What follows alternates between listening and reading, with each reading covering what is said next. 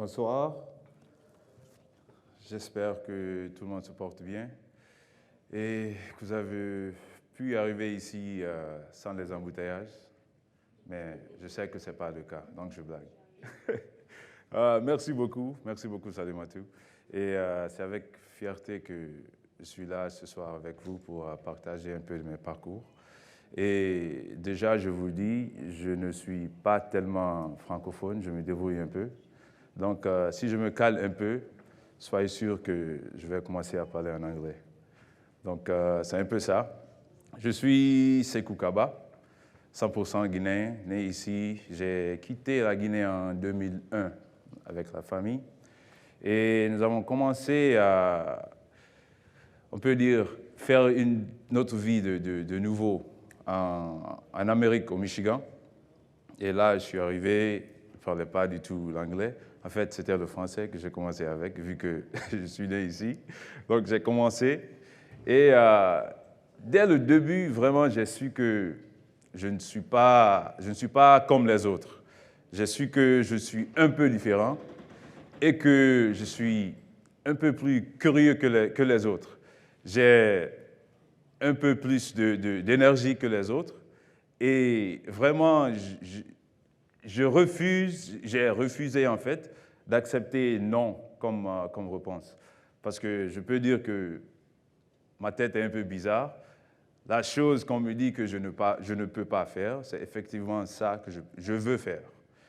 Et dès l'enfance, vraiment, j'étais un petit turbulent, la famille peut dire. Et en fait, c'était parce que j'aimais l'aventure. J'aimais trop l'aventure et tout ce qu'on me disait de ne pas faire, effectivement, c'est ça que je faisais. Donc, arrivé au Michigan, j'ai su que vraiment la vie allait être dure parce que, effectivement, je ne parlais pas français.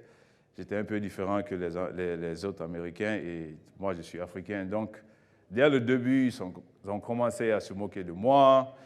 Je ne me sentais pas trop bien ou je ne me sentais pas comme je fais partie d'une communauté, en fait.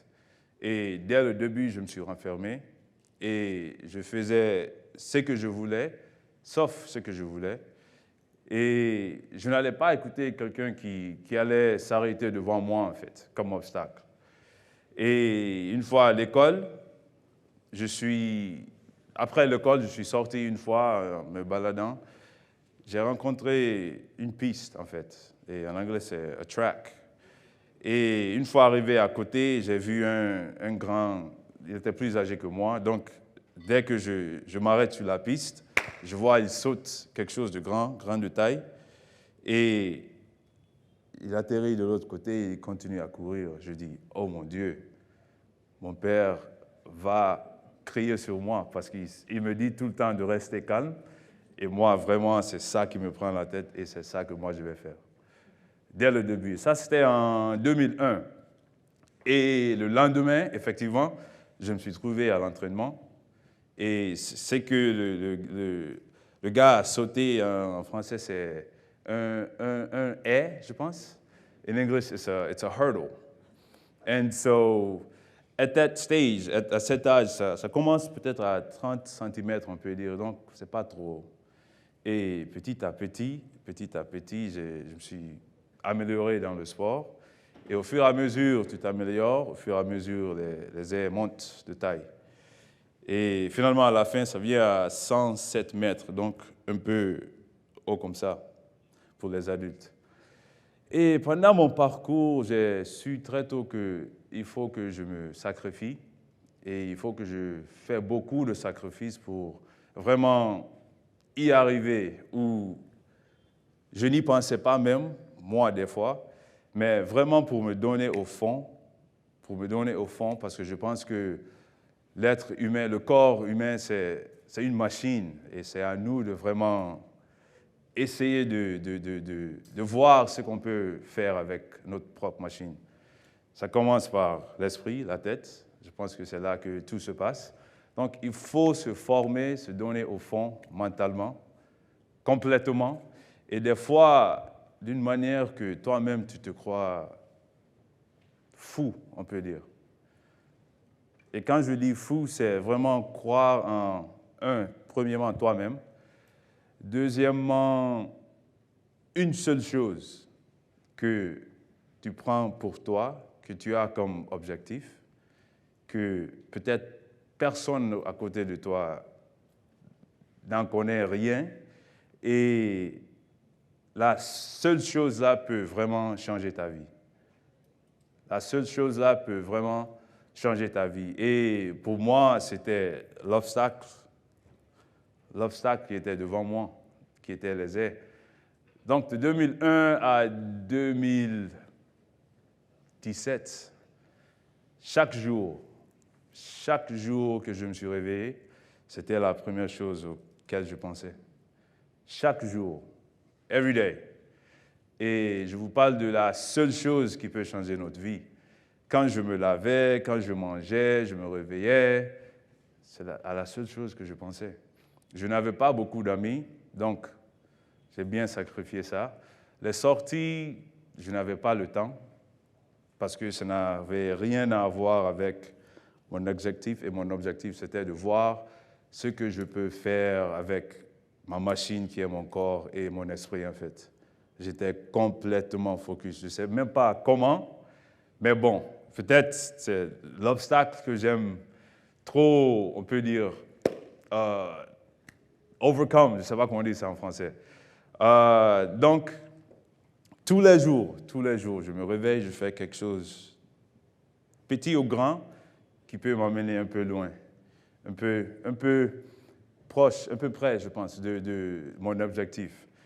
Et petit à petit, quand on prend une chose, on se donne au fond, on a le focus, et vraiment, par la grâce de Dieu, on avance un peu. Et dans tout ça, le sacrifice est vraiment important parce que, oui, en tant que jeune, tu as tes propres idées de comment les journées se passent, mais en sacrifiant, en allant vers tes objectifs, la vie est complètement différente en fait. Complètement. Pour vous donner une idée, dès l'âge de 12 ans, on peut dire, pendant les 24 heures, je me réveillais à 6 heures pour aller à l'entraînement de basket. Après l'entraînement de basket, à 8 heures, l'école commence à 8h30. De 8h30 à 15h10, l'école finit. De 15h30, je prends le bus pour aller où je m'entraîne pour l'athlétisme, qui est 1 heure, donc disons 16h30. Et je m'entraîne de 16h30 à, disons, 21h30 ou 22h30. Donc, encore 1 heure pour arriver à la maison. 22h30, 23h. Manger, prier, dire allô à maman, papa, dormir et refaire. Donc, j'ai fait ça pendant des années, sans même y penser, hein, parce que vraiment, c'était ce que je voulais faire. J'aimais trop. Et je me suis donné au fond complètement. Et petit à petit, avec les sacrifices et le support de mon équipe qui était mon entraîneur et mes coéquipiers, les choses se sont avancées un peu. Et en 2007, les parents ont décidé de déménager au Canada, où je suis arrivé. Et une fois là-bas, encore, je ne connais personne, je ne connais pas la ville, je ne connais rien. Tout ce que je sais, c'est qu'il fait froid, c'est tout. Donc, je me suis encore renfermé et je dis, je vais continuer sur ce chemin et tout ce qui est bruit ou tout ce qui est comme distraction, je ne veux même pas entendre. Une fois encore, je me suis donné au fond. Et petit à petit, je commence à entendre que, ah oui, toi tu n'es pas mal, tu sais, il y a des opportunités que tu peux gagner en faisant ça. Je dis, ah oui, comme quoi? Ah, peut-être si tu continues, tu peux tout faire sans même payer 1 franc. Je dis, ah oui, ok, il n'y a pas de problème. Donc, ça me motive et je me donne encore au fond un peu. Et effectivement, c'est ce qui s'est passé. Je n'ai rien payé. Dès que j'ai vraiment commencé à prendre le sport au sérieux, je n'ai rien payé. Et finalement, à la fin, ils ont commencé à me payer moi. Donc, la vie est bizarre comme ça. Tu prends une chose, tu te donnes au fond, et vraiment, ça peut ouvrir une grande porte ou des portes en même temps. Et par la grâce de Dieu, j'ai eu l'opportunité d'aller représenter le Canada aux Jeux olympiques en 2016, qui était une... Je n'arrive même pas à expliquer des fois. Parce que si tu prends le petit de Conakry en 2001, tu lui dis qu'il va aller représenter un pays de l'extérieur, au niveau des Jeux olympiques, j'allais dire que tu es complètement fou, impossible. Mais effectivement, c'est ce qui s'est passé. Et une fois là-bas, j'ai vu que dans cette vie, non seulement la vie est simple, mais des fois, c'est nous-mêmes qui compliquons les choses pour nous. Et à la base, choisis une chose, donne-toi au fond, donnons-nous au fond de toutes nos petites activités. Et à la fin, choisissons une. À la fin, choisissons un ou deux pour voir plan A et B. Mais quand même, vraiment, après ça, le monde s'est complètement ouvert pour moi. Et là où je suis, je pense que j'ai fait 35 pays pour les voyages, je n'ai rien payé. Ça vient avec le sport, soit pour les conférences ou les compétitions, ou juste parce que j'ai parlé avec un gars pendant le networking. Il me dit, ah oui, j'ai telle entreprise ici, viens juste pour chiller, je paye pour tout, et puis tu te retournes. Je dis, il n'y a pas de problème, allons-y. Et ça se trouve que c'est quelqu'un d'un autre, comment on dit ça, au cadre dans un pays différent. Et des fois, tout le temps, je m'assois, je dis, attends, juste parce que moi, j'ai décidé de sauter sur un petit truc de 1,7 m, on m'offre des opportunités de ouf des fois. Mais bon, ça a été ma seule chose à quoi je voulais me donner 100%. Et vraiment, vraiment, ça m'a donné beaucoup d'opportunités. Et en 2019, j'ai pris la retraite à 29 ans. Et on se moque de moi des fois. Il dit, ah, tu es toujours jeune, tu peux continuer. Je dis non. J'ai fait pour plus de 15 ans, je suis complètement fatigué. Et dans le sport, vraiment, j'ai eu plus que je voulais.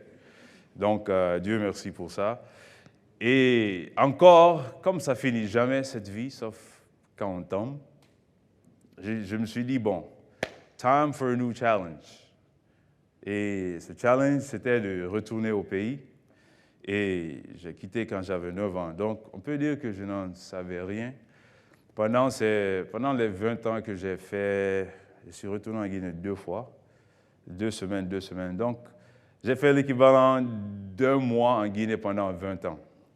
Donc, je ne connaissais rien du tout.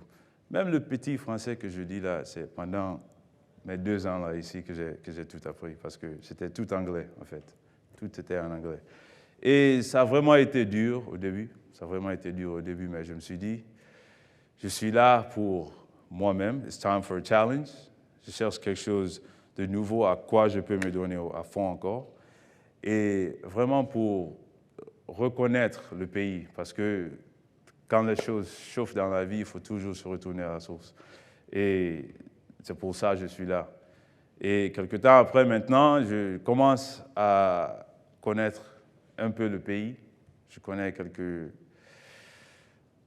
secrets du pays. Je connais des gens qui arrivent à débloquer des choses pour moi. Et à la base, le pays est dur. Le pays est dur.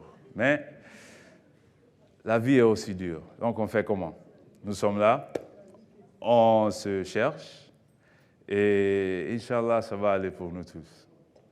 Inch'Allah, ça va aller pour nous tous. Et actuellement, je gère une entreprise de transformation d'huile de palme rouge. Et notre usine se trouve à Tombolia. Je vous invite tous à venir. C'est vraiment une belle chose qu'on a montée très, très vite pendant 3 mois. Et là, notre capacité, nous pouvons faire plus de 5 à 7 000 bouteilles chaque jour, dépendant de notre effort. Donc, la mise en bouteille, même notre propre bouteille, nous soufflons à notre usine. Et l'huile s'appelle Nimba Red Palm Oil. Et donc, petit à petit, la Guinée commence à servir pour moi comme a plateforme, on peut dire, pour vraiment créer quelque chose de nouveau, contribuer au pays et continuer à me sacrifier pour que vraiment la seule chose que je décide à faire dans ma vie, ça continue comme je l'ai fait sur la piste d'athlétisme.